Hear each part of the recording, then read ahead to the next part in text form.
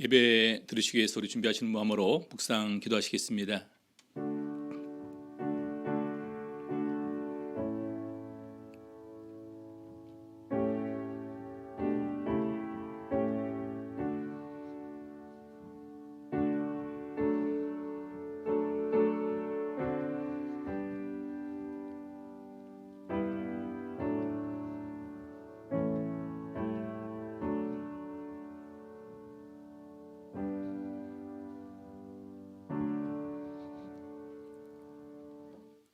할렐루야, 아멘. 할렐루야. 우리 주 예수 그리스도로 안식일 오후 예배 드리시겠습니다. 다 같이 찬양 490장 찬양하시겠습니다.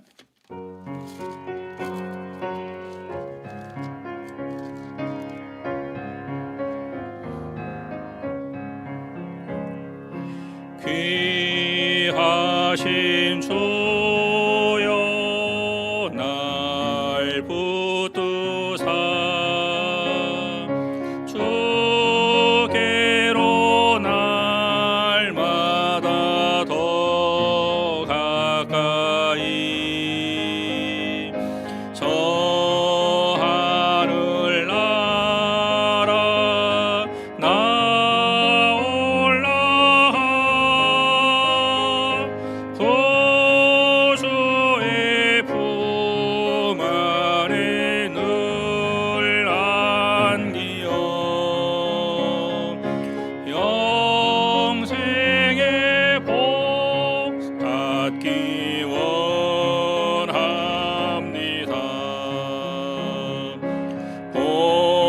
공헌할 물건 나 없어도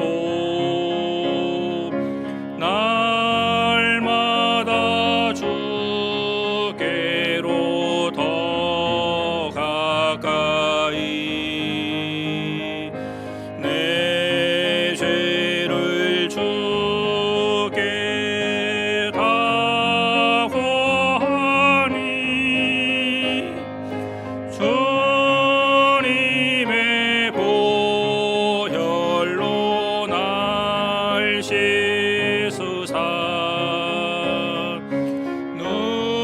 눈보다 더 희게 하옵소서.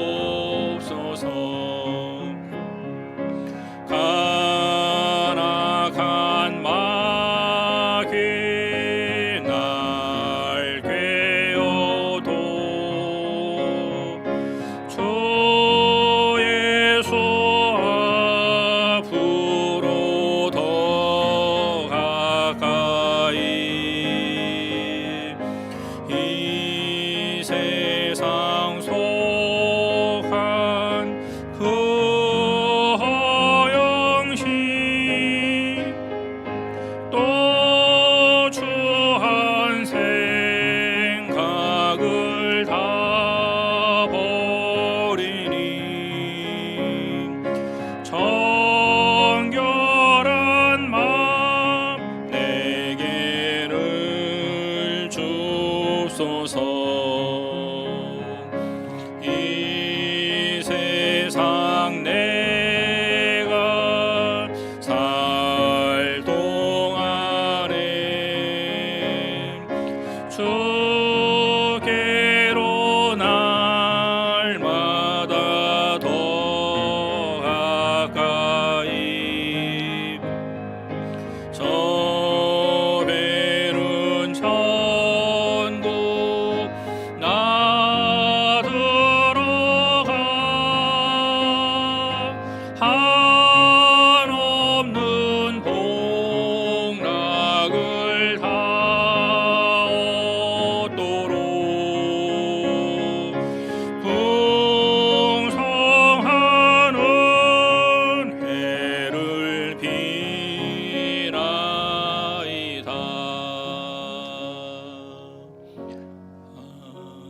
아멘. 기도하시겠습니다. 오늘 이 시간 하나님께서 우리 마음을 받아주시고 오늘 말씀을 통해서 저들 더욱더 주님께서 원하시는 주님의 기대하시는 우리 하나님의 자녀로 될 수 있도록 함께해 주시옵소서. 기도하시겠습니다. 할렐루야. 주 예수 이름으로 기도하옵나이다.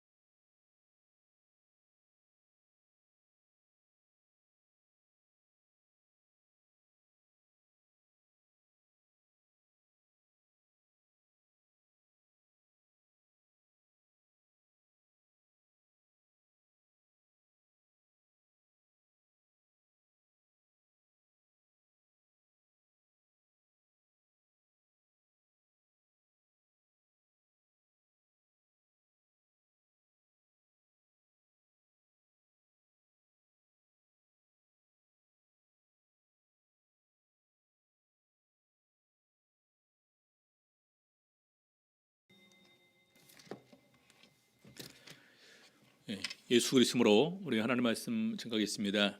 하나님 말씀 누가복음 2장 41절부터 보시겠습니다.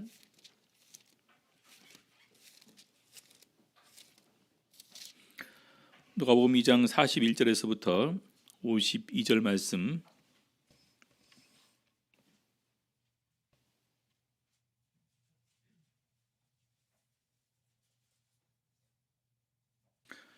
먼저 41절부터 52절 같이 한번 읽겠습니다. 같이 읽겠습니다. 그 부모가 해마다 유월절을 당하면 예루살렘으로 가더니 예수께서 12살 될 때에 저희가 이 절기의 전례를 쫓아 올라갔다가 그 날들을 마치고 돌아갈 때에 아이 예수는 예루살렘에 머무셨더라. 그 부모는 이를 알지 못하고 동행 중에 있는 줄로 생각하고 하룻길을 간 후 친족과 아는 자 중에서 찾되 만나지 못함에 찾으면서 예루살렘에 돌아갔더니 사흘 후에 성전에서 만난즉 그가 선생들 중에 앉으사 저희에게 듣기도 하시며 묻기도 하시니 듣는 자가 다 그 지혜와 대답을 기이 여기더라. 그 부모가 보고 놀라며 그 모친은 가로되 아이야 어찌하여 우리에게 이렇게 하였느냐. 보라 네 아버지와 내가 근심하여 너를 찾았노라. 예수께서 가라사대 어찌하여 나를 찾으셨나이까. 내가 내 아버지 집에 있어야 될 줄을 알지 못하셨나이까 하시니 양친이 그 하신 말씀을 깨닫지 못하더라. 예수께서 한 가지로 내려가사 나사렛에 이르러 순종하여 받드시더라. 그 모친은 이 모든 말을 마음에 두니라. 예수는 그 지혜와 그 키가 자라가며 하나님과 사람에게 더 사랑스러워 가시더라. 오늘 이 시간에는 우리 하나님의 자녀입니다라는 제목으로 오늘 말씀 가지고 은혜 나누는 시간 갖도록 하시겠습니다. 예전에 우리 복음서를 순서로 이렇게 하게 될 때 일단 누가복음 이 부분을 보면서 예수 그리스도의 성장이라는 제목으로 말씀을 드렸던 걸로 생각이 드는데 아마 이제 영성인 부분에서 이 부분을 우리 이제 교재로 이렇게 만들면서 얘기를 하고 있는데 중요한 것은 핵심은 그렇습니다. 나는 누구인가라는 거예요. 나는 누구인가.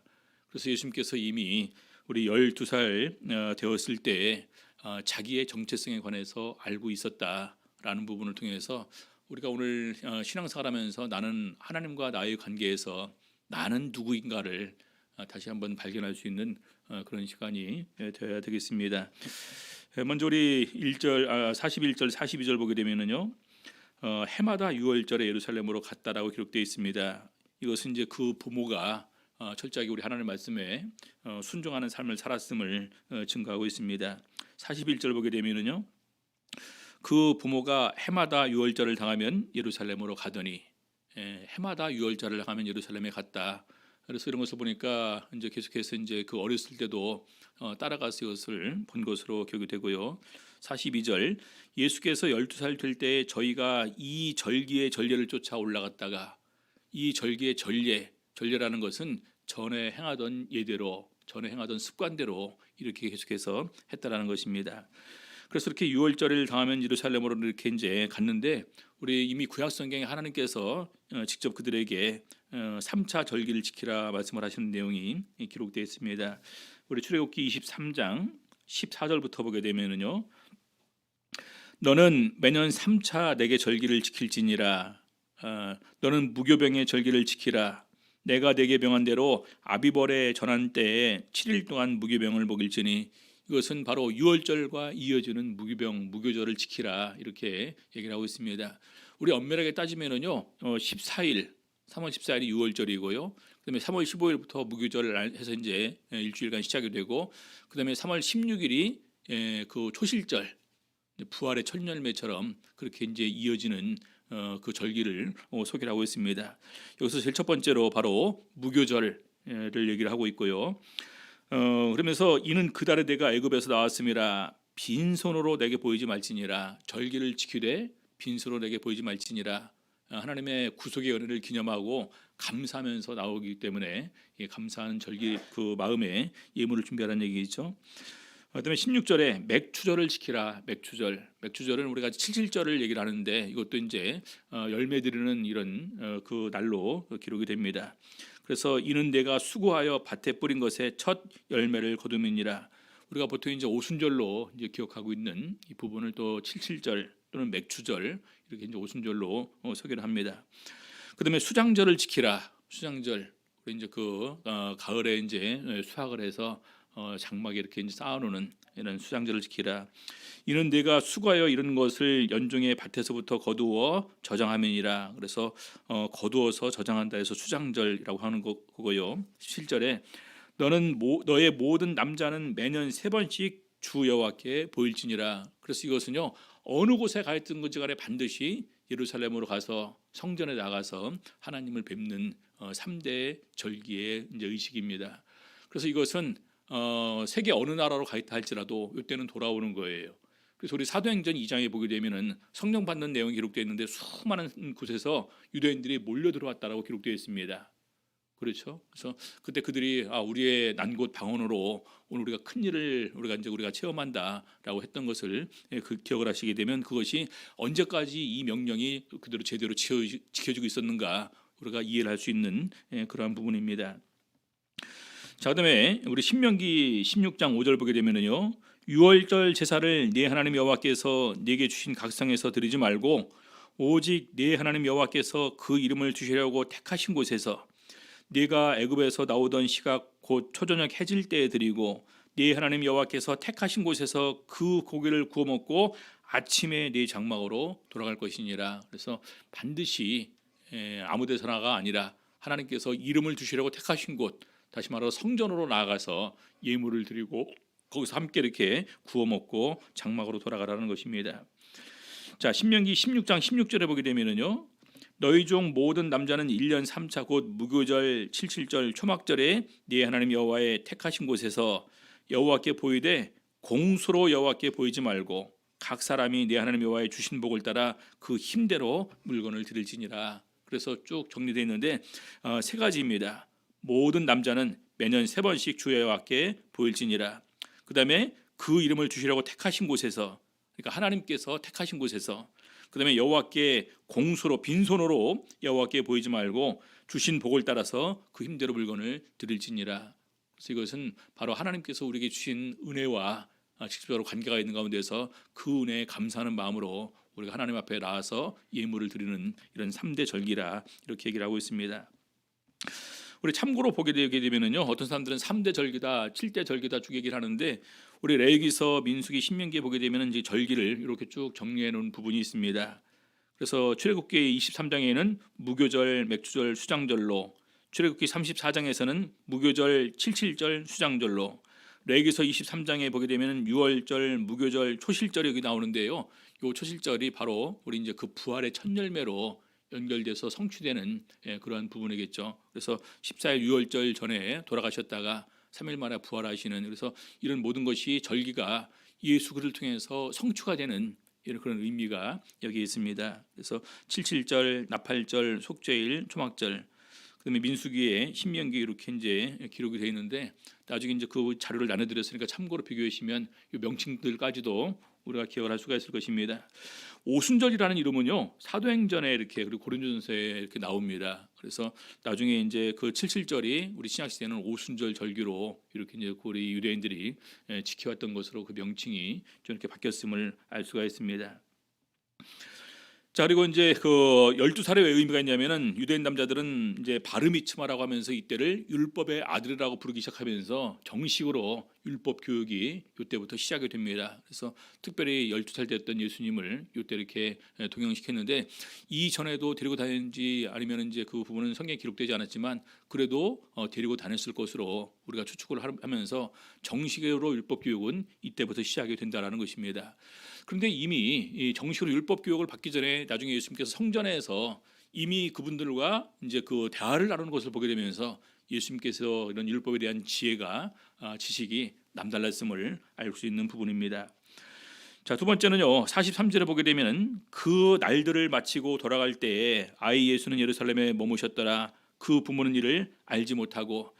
자, 유월절과 무교절에 약 7일 동안 절기가 계속되는데, 이때 이제 사람들이 적어도 이제 거기에 있다가 나중에 집으로 돌아가는데, 워낙 굉장히 많은 사람이 이동하기 때문에 친척들이랑 같이 다니겠죠.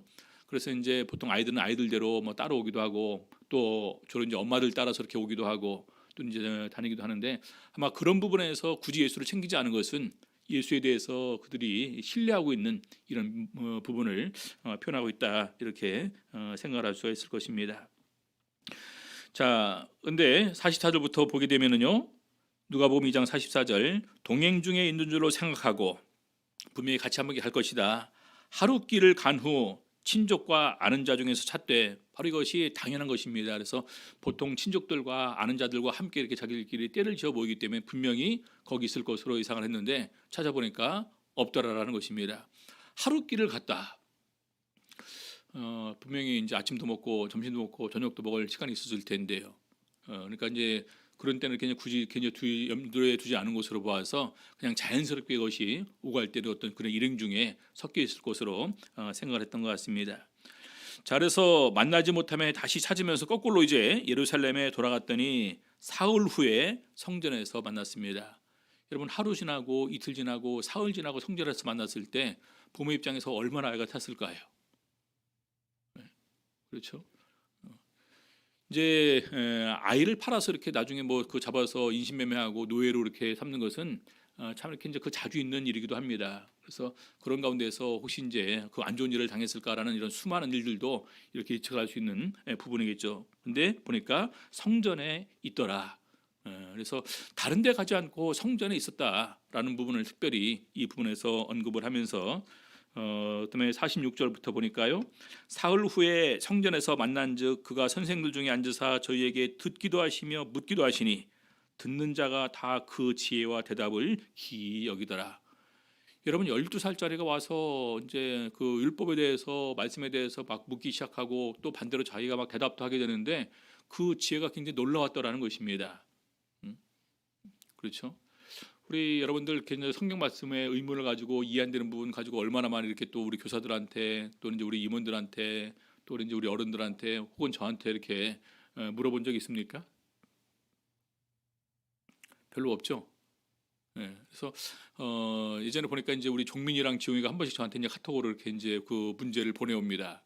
그러면 제가 이제 한 번씩 이제 답변을 해주기도 하는데, 아무튼 이제 그런 부분에서 어떤 의문을 가지고 또 이제 본인이 거기에 대한 나름대로 이렇게 이제 해석도 해보면서 답을 가지고 있다는 것은 참 대단한 일인데, 12살 된 그 소년 예수가 이미 그들 가운데서 얘기를 하는 가운데서 하니까 듣는 자가 다 그 지혜와 대답을 기이 여기더라. 그래서 예수님께서 비록 12살이었지만 그 성장 과정에서의 말씀을 접하는 이런 그 말씀 안에서 성장하는 이런 모습을 보여주고 있는데, 그들은 바로 이제 유대인의 종교 교육상 아버지와 어머니로부터 분명히 이런 교육을 받았으리라 이렇게 생각이 됩니다. 예전에 저도 이렇게 이제 하나님 말씀을 읽는 것을 좋아하시니까 우리 아버님이 저한테 특별히 성경 동화집 전집을 이렇게 사다 준 적이 있었었는데, 아마 제가 그걸 갖다가 또 마르고 닳도록 몇 번씩이나 그 부분을 이렇게 이제 읽었던 것 같습니다. 그래서 어릴 때 말씀에 대해서 많이 아는 것은 참 중요하다. 그렇죠? 그래서 우리가 이제 보통 얘기를 할 때 많이 아는 단계, 그다음에 알긴 알아도 제대로 아는 단계, 더 나가서 좀 더 이렇게 이제 깊이 아는 단계로 이렇게 우리가 나간다고 보게 될 때, 지금 우리 학생부, 고등부, 이제 중등부, 고등부, 대학부, 사창부의 어떤 그런 순서를 보게 될 때 우리가 더욱 더 많이 또 제대로 더 깊게 아는 곳으로 점차 우리가 성장을 해야 된다라는 것입니다. 그래서 참 이렇게 놀라운 것이, 어릴 때부터 종교교육을 체계적으로 이렇게 받고 그러면서 성경 교육을 받으면은 이미 대학교 들어갔을 때 그 성경에 대한 지식이 엄청나더라고요. 그래서 거기서 놀란 것이, 제가 이제 신학을 하러 갔더니 다 목자님 자녀고 다 대학을 나왔으니까 이건 알겠지 하면서 넘어가는 것이 굉장히 많았습니다. 그래서 이거 잘못하면 망신당하겠다 싶어서 그냥 그 짜투리 시간 내서 열심히 성경 말씀 읽으면서 따라갔던 기억이 나는데, 가만히 보니까 우리 이제 그 한국에서도 큰 교회에서 신앙생활하면서 나름대로 종교교육이 체계적으로 그 잡힌 교회에서 신앙생활하는 것이 복이다라는 생각이 듭니다. 그렇죠? 그래서 전주나 대방, 강남, 부산 같은 경우는 학생부들도 시작해서 아동부, 학생부, 대학부, 사청부 체계적으로 숫자가 정도 유지되면서 올라간다는 것은 그만큼 공부를 갖다가 더욱더 종교육을 체계적으로 받을 수 있는 좋은 조건이 구비가 되어 있는 것입니다. 그래서 예전에 제가 신학을 하고 나중에 목회자를 하면서 전주교회를 한번 놀러 갔다가 굉장히 부러웠습니다. 왜냐하면 제가 이제 청주교회 제1호 대학생이었었거든요. 제 위에 선배들이 없었어요. 그러다 보니까 그런 사실은 이제 중고등학교 때까지는 굉장히 하나님 말씀 듣는 걸로 끝나지만, 대학교 들어가면서 이제 GBS 성경 공부가 따로 굉장히 시작이 되는데, 그런 부분의 기회가 저한테 별로 없었던 거죠. 그래서 참 굉장히 어릴 때부터 말씀 안에서 성장하는 것 자체가 복이다. 그래서 예전에 제가 이제 그 분당에 계신 어떤 분이랑 얘기를 하면서도, 이왕이면 안식일이라도 학생부가 다 강남에 와서 체계적으로 더욱 더 많은 사람이 모여서 말씀을 듣고 더 많은 사람이 모여서 공부를 하는 것이 아이들 장래에서 굉장히 중요한 영향을 줄 거다. 그래서 정 안 되면 그렇게라도 이제 하라고 말씀을 드린 기억이 나는데, 아무튼 그런 부분을 이제 못 하시는 부분을 보게 되면서 좀 안타까운 마음이 들 때가 있습니다. 여러분, 가까운 옆에 있는 교회들을 보더라도 실제적으로 학생부나 또 이제 대학부, 사청부가 저게 되면은 활동이 위축될 수밖에 없고, 그러면 그런 기회가 없어요. 그렇죠. 그래서 어릴 때부터 말씀 안에서 성장하는 것은 또 하나의 복이다라는 생각을 가질 수가 있습니다. 자, 그러면서 48절부터 보니까요, 그 부모가 보고 놀라며 그 모친은 가로되, 아이야 어찌하여 우리에게 이렇게 하였느냐, 보라 네 아버지와 내가 근심하여 너를 찾았노라. 얼마나 그냥 그 속이 탔을까요. 요즘 같은 경우는 그래도 휴대폰이라도 있잖아요. 서로 연락을 취할 수 있는데, 그때는 하루 갔다 가면 사오기를 갔다가 이제 물어보러 오는데, 이제 여기저기 찾으면서 물어보니까 돌아오는 시간은 하루가 더 걸렸습니다. 그렇죠? 하루길 갔다가 찾으는 거 없어서 거꾸로 오는데, 여기도 갔다가 저기도 갔다가 혹시 뭐 잘못됐을까봐 그렇게 헤매는 가운데서 이미 올 때는 이틀이나 걸려서 다시 성전에 도착을 했죠. 그래서 여기 보니까 네 아버지와 내가 근심하여 너를 찾았노라. 그러니까 예수님께서 이렇게 대답을 하십니다. 어찌하여 나를 찾으셨나이까? 내가 내 아버지 집에 있어야 될 줄을 알지 못하셨나이까? 내가 내 아버지 집에 있어야 될 줄을 알지 못하셨나이까? 뭐하러 딴 데로 가서 찾습니까? 내가 내 아버지 집에 있어야 될 줄을 아셨다면 바로 딴 데서 헤매지 않고 성전에 있는 줄 아셨을 텐데, 그리고 또 그것을 마음으로 알고 있었으면 근심하지 않았을 텐데, 이런 부분까지 포함해서 얘기를 하는 것입니다. 그래서 중요한 것은 여기서요, 예수님께서 자기가 누군지를 바로 아는 이런 부분을 이제 우리가 눈여겨봐야 된다는 것입니다. 다시 말해서 그것이 자기에 대해서 바로 아는 정체성이 예수님께서 이미 12살 때 있었다라는 것입니다. 내가 내 아버지 집에 있어야 된다라는 것은 내가 누구라는 말입니까? 나는 아버지 아들이라는 말이에요. 내 아버지는 하나님이라는 말입니다. 이 성전은 하나님의 집이라는 거예요. 그럼 내가 어디 가 있겠냐? 내가 내 아버지 집, 하나님의 집인 이 성전에 내가 있다라는 것이죠. 그래서 바로 이것이 어렸지만 12살밖에 안 됐지만 내가 하나님과의 관계에서 나는 누구인가라는 사실을 분명히 알았다는 것인데, 여러분들 이것이 오늘날 우리 신앙에 있어서 굉장히 중요합니다. 나는 누구인가? 나는 누구인가? 우리 성령에 관해서 증거를 하면서 우리 사도 바울은 이렇게 증거를 합니다. 고린도전서 3장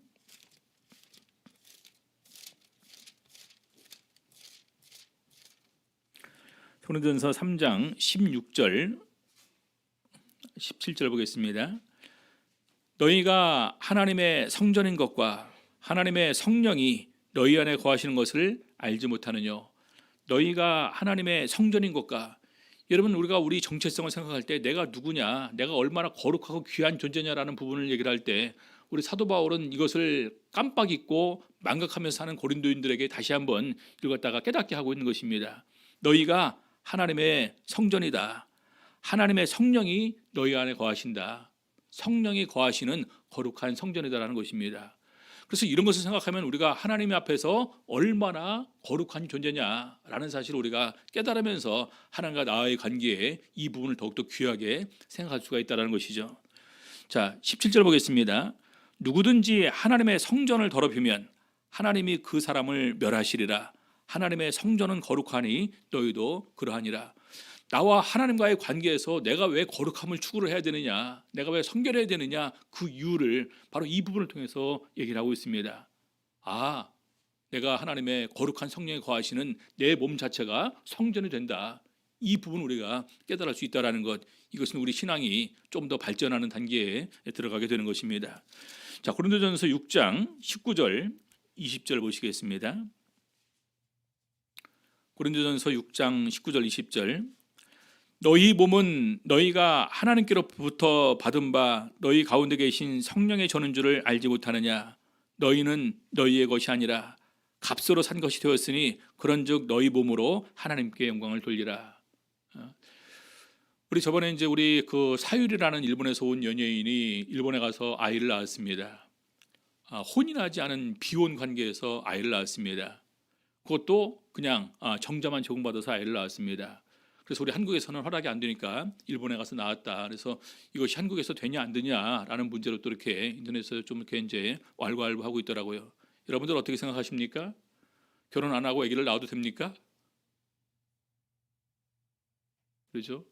또 이제 질문 내용이 그렇습니다. 결혼 전에 그러면 동거는 괜찮냐? 결혼해서 또 이렇게 이제 애를 낳고 나중에 결혼은 그때 가서 할 만하면 하고 안 하면 안 해도 된다. 이런 부분에 관해서 많은 대학생들이 찬성하는 의견적으로 이렇게 얘기를 했습니다. 그렇죠? 근데 우리는 그때 뭐라고 대답을 할 수 있어야 되느냐? 바로 이 부분입니다. 너희 몸은 너희가 하나님께로부터 받은 바 너희 가운데 계신 성령의 전인 줄을 알지 못하느냐? 너희는 너희 것이 아니라, 예수님이 자기 목숨을 지불하는 이런 값을 지불하고 우리를 샀고, 심지어 예수님의 거룩한 성령이 우리 안에 거하시니까 우리가 거룩한 존재다라는 것입니다. 적어도 우리 신앙인들은요, 다른 가치관을 가지고 있어야 돼요. 세상 풍조가 어떻게 변한다 할지라도 나는 내 신앙적 가치관을 가지고, 더 중요한 것은 하나님과 나와의 이런 그 사귐의 관계가 시작되기 때문에 그 하나님 보시기에 어떤 모습으로 나갈 것인가, 이것이 더욱더 중요하다는 것입니다. 그래서 이런 것을 깨달으면서 더 나아가서 우리가 알 것은요, 내가 바로 하나님의 자녀다라는 것입니다. 로마서 8장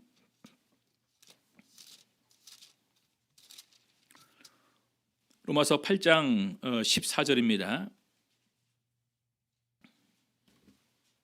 로마서 8장 14절. 무릇 하나님의 영으로 인도함을 받는 그들은 곧 하나님의 아들이라. 여러분, 그 앞에 보게 되면 영으로서 육신대로 살면 반드시 죽을 거지만 영으로서 몸의 행실을 죽이면 살리다, 이렇게 얘기하고 있습니다. 영으로서 몸의 행실을 죽일 수 있는 사람이 아무나 될 수 있는 것이 아니라는 거예요. 성령 받은 사람이 영으로서 몸의 행실을 죽일 수가 있고, 성령 받은 사람이 하나님의 성령의 인도함을 받을 수 있다는 것입니다. 그래서 하나님의 영으로 인도함을 받는 그들이 곧 하나님의 아들이라. 16절 성령이 친히 우리 영으로 더불어 우리가 하나님의 자녀인 것을 증거하시나니. 성령이 우리 영으로 더불어 우리가 하나님의 자녀인 것을 증거하시나니. 그래서 오늘 우리가 이 세상에 살아가게 될 때 우리는 어떤 정체성을 가지고 살아가야 되느냐? 우리는 하나님의 자녀다. 나는 하나님의 자녀다라는 정체성을 가지고 이 세상을 우리는 살아가야 된다는 거예요. 여러분, 대통령이 되면 대통령의 아들의 신분이 올라가게 됩니다. 그럼 대통령의 아들은 어떤 마음으로 살아갈까요? 옛날에 우리 왕은 세습입니다. 계속해서 이제 왕이 되는데 왕자들은 어떤 마음으로 살아갈까요? 그렇죠? 왕자에 걸맞게, 대통령의 아들에 걸맞게 이 세상 살아가게 됩니다. 마찬가지로 우리가 하나님의 자녀가 되었으면 하나님의 자녀에 걸맞는 이런 삶을 우리는 살 수 있어야 되는 거예요. 그렇죠? 그래서 바로 그것이 나는 누구인가라는 정체성을 이제 우리가 설정하는 데 있어서 너무나 중요한 거다. 내가 이 세상에 있지만 나는 이 세상에 속하지 아니한 존재다. 이 세상에 특별히 거룩하게 구별되어서 하나님의 아들의 나라로 옮겨진 존재다. 이것은 너무나 귀한 겁니다. 그렇죠?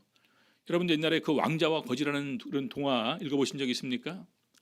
참 굉장히 우리에게 주는 의미가 큽니다. 왕자가 어느 날 이 궁궐에서 사는 이런 그 삶이 너무나 몸이 건조하고 답답해서 밖으로 나와 보니까 자기를 딱 닮은 거지가 한 명 있습니다. 근데 걔는 굉장히 자유롭게 사는 것 같아요. 그래서 이제 둘이 옷을 바꿔 입고 거지는 왕궁으로 들어가고 왕자는 거지처럼 생활합니다. 거지는 거지대로 불편하게 짝이 없어요. 왕실에 들어가니까 왜 이렇게 예법이 많습니까? 옷 입는 것부터 시작해서 먹는 거, 걸음걸이, 말투 조심을 해야 될 것 한두 가지가 아니에요. 답답해서 죽겠다고 이렇게 나중에 왕궁에서 뛰쳐나오고. 거지는 거지대로 하루 살아보니까 좋습니까? 이틀 살아보니까 좋을까요? 3일 살아보니까 좋을까요? 왕자로서 누리던 것을 갖다가 다 본인이 이제 그때는 아무것도 아닌 것처럼 생각했는데 막상 그것을 다 내려놓고 다른 데 가서 구차하게 힘들고 어렵게 살다 보니까 그제서야 옛날의 것이 참 귀했다는 사실을 깨닫게 되는 것입니다. 마찬가지예요. 우리가 하나님의 자녀로서 살다가 나중에 이런 것을 다 잃어버리고 심지어는 영생까지 잃어버리게 된다면 이것은 너무나 불쌍한 것 아니겠습니까? 그렇죠? 그래서 나는 누구인가를 바로 아는 것은 너무나 중요한데 바로 예수님께서는 바로 그런 마음을 가지고 계셨고, 우리 사도 바울을 보게 되면은요, 매 서신서를 보내는 앞에 항상 자기가 누구인가라는 것을 이렇게 밝히는 가운데서 시작을 합니다. 로마서 1장 1절 보겠습니다.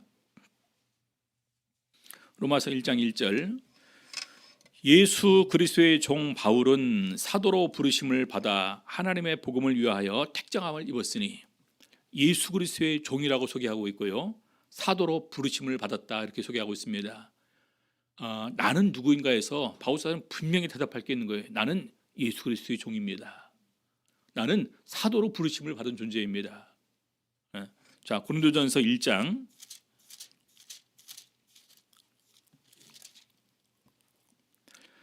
하나님의 뜻을 따라 그리스도 예수의 사도로 부르심을 입은 바울, 하나님의 뜻을 따라서 그리스도 예수의 사도로 부르심을 받았다. 이것은 내 뜻이 아니라 하나님의 뜻으로 된 것이고, 그리고 사도라 부르심을 입었다. 자, 고린도 후서 1장 하나님의 뜻으로 말미암아 그리스도 예수의 사도된 바울, 또 이렇게 소개하고 있습니다. 그래서 사도 바울은 자기에 대한 정체성이 그렇습니다. 첫 번째는 나는 예수 그리스도의 종이다. 여러분, 종은 자기의 자유가 없습니다. 철저하게 누구의 뜻에 따라서만 살아야 됩니까? 예수 그리스도의 뜻에 따라서만. 그리고 내가 오늘 부르심을 받은 이유는 무엇입니까? 사도로 부르심을 받았다는 거예요. 이방인에게 복음을 전하기 위한 사도로 내가 부르심을 입었다. 원래 내가 죄인 중에 교수였고, 그 다음에 회방자, 박해자, 포양자였지만, 내가 죄인 중에 괴수라고 말할 수 있지만 왜 나 같은 사람을 불러주셨는가? 바로 나를 구원하심을 통해서 나 같은 사람도 구원받는다는 사실을 나중에 뒤늦게 믿는 사람에게 알게 하여 주기 위해서, 또 나 같은 사람을 통해서 이방인을 구원하기 위한 하나님의 도구로 쓰임받기 위해서 나를 불러주셨다. 이것이 너무나 귀한 것입니다. 그래서 하나님의 은혜의 복음 증거하는 일을 마치려 하면은 나의 생명을 조금도 귀한 것으로 여기지 아니한다. 이렇게 고백을 하고 있습니다. 그래서 여기 계신 우리 성도님들이 분명히 기억할 것은 나는 하나님 앞에서 너무나 귀하게 사랑받는 하나님의 자녀다. 성령에 거하시는 거룩한 존재임을 꼭 기억을 이렇게 하셔야 됩니다. 우리 마지막으로 누가복음 2장 51절 계속해서 보겠습니다. 예수께서 한 가지로 내려가사 나사렛에 이르러 순종하여 받드시더라. 그 모치는 이 모든 말을 마음에 두니라. 예수는 그 지혜와 그 키가 자라가며 하나님과 사람에게 더 사랑스러워 가시더라. 예수님께서는 본인이 하나님의 아들임을 알고 있었습니다. 근데 그럼에도 불구하고 다시 내려가서 어떻게 합니까? 여기 보니까 한 가지로라는 것은 한 개가 아니라 전에 행하던 대로 마찬가지로 지금까지 해왔던 대로 계속해서 나사렛에 이르러 순종하여 받드시더라. 자기가 어린 시절이었기 때문에 어린 시절 할 수 있는 부분에서 오직 부모의 뜻에 따라서 순종하면서 부모를 받들었다. 주어진 일에 최선을 다하면서 성실하게 그 일을 행하는 이런 모습을 보여주었다라는 것입니다. 여러분, 그래서 참 중요한 것은요, 학생은 학생답게, 또 대학생은 대학생답게, 사청부는 사청부답게 내가 할 수 있는 일에 대해서 정말로 순종하면서 하나님의 뜻대로 사는 모습을 보여주고 있다가 어느 순간에 하나님께서 부르실 때 기꺼이 나와서 주를 위해서 헌신하는 모습으로 나올 때 그것이 참 보기에 아름답고 귀한 존재다라는 것입니다.